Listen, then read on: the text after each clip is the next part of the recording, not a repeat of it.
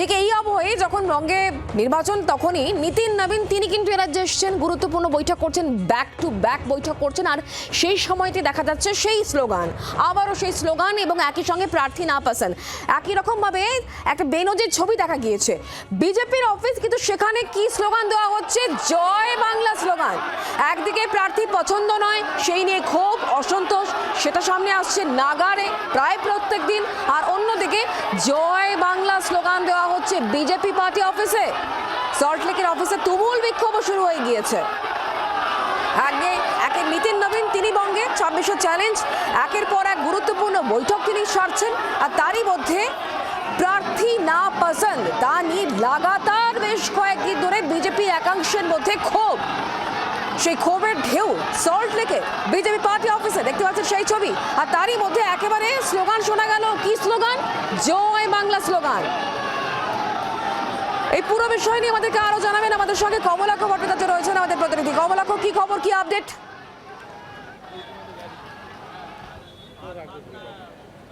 দেখো, এই মুহূর্তে বিজেপি সর্বভারতীয় সভাপতি নীতিন নবীন রয়েছেন এবং তিনি দলীয় সাংগঠনিক গুরুত্বপূর্ণ বৈঠক, একের পর এক ম্যারাথন বৈঠক তিনি করছেন। আজকে রাত 8টা পর্যন্ত তার বৈঠক, যেখানে বঙ্গ বিজেপির শীর্ষ নেতৃত্ব, বাংলায় নিযুক্ত কেন্দ্রীয় যারা পর্যবেক্ষক বা কেন্দ্রীয় নেতা তাদের সঙ্গে লাগাতার বৈঠক করছেন। উল্টো দিকে বিজেপি সল্টলেক দপ্তরে কিন্তু লাগাতার বিক্ষোভে রয়েছেন।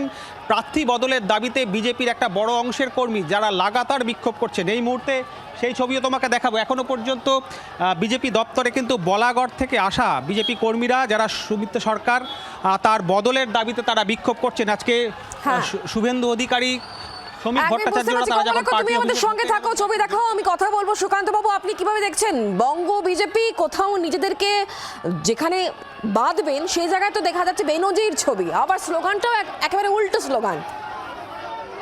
আসলে সমস্যাটা বিজেপির যে সাংগঠনিক কাঠামো, তাতে হট করে এই নীতিন নবীন, তিনি তো নামটাই নবীন, তাহলে তার এই সাংগঠনিক জায়গাটা বুঝতে অনেকটা সময় লেগে যায়। এবং প্রার্থী পদের ক্ষেত্রে এই যে এতটা বড় দেখা যাচ্ছে অসন্তোষের কারণ হচ্ছে তৃণমূল স্তরে যারা রাজনীতি করে তাদেরকে সরিয়ে দিয়ে, যেমন নিশীথ প্রামাণিককে তাকে হঠাৎ করে মাথাভাঙ্গা প্রার্থী করে দেওয়া হলো।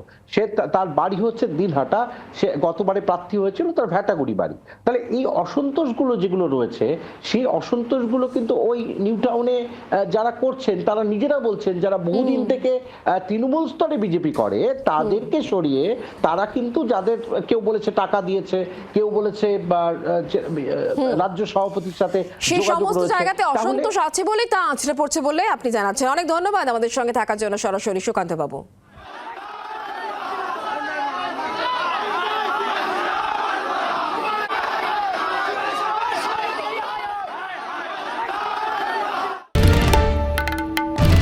বাংলার আওয়াজ, বাঙালির আবেগ, জি 24 ঘন্টা।